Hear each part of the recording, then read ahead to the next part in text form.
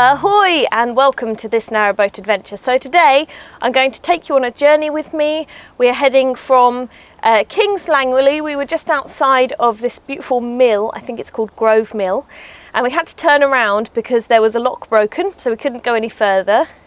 So you're going to join me on the way back into London for winter, out the other side most likely during winter, and many other adventures. But today we're just going to Rickmansworth, so come along.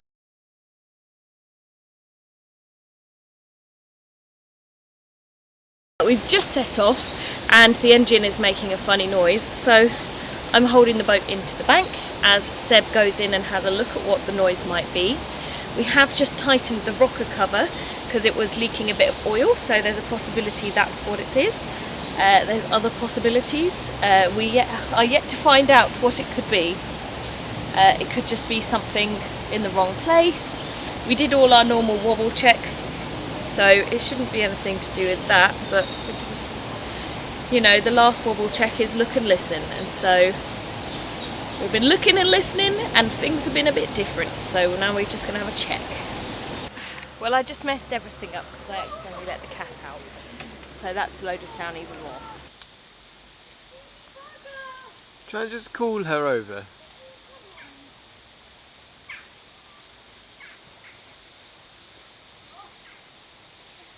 Here she comes.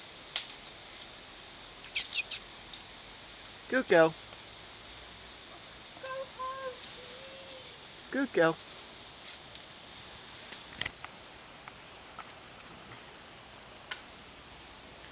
She's in! Oops. I think we're here. What have you done? Tried to tighten the stern gland by like an eighth of a turn. What do you think was the noise? Not sure yet. It might just be because we were low on oil, and now that the oil's had a chance to go around the engine. Maybe. But we'll see. Do you want to check the oil? I'll check it again in a minute. And we might top it up a little. Yeah, I'll have a look.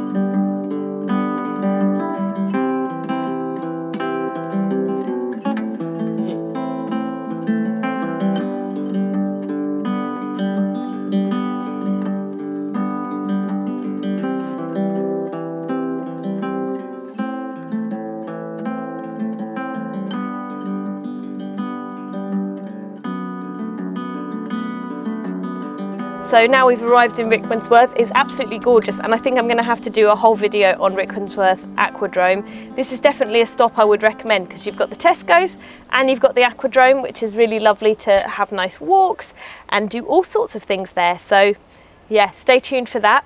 If you'd like to join us on another narrowboat adventure and see that video, you can click subscribe. If you'd like to see my videos pop up in your Facebook feed, you can search This Narrowboat Adventure on Facebook and follow me there. And thank you so much for watching. Have a great day. Bye!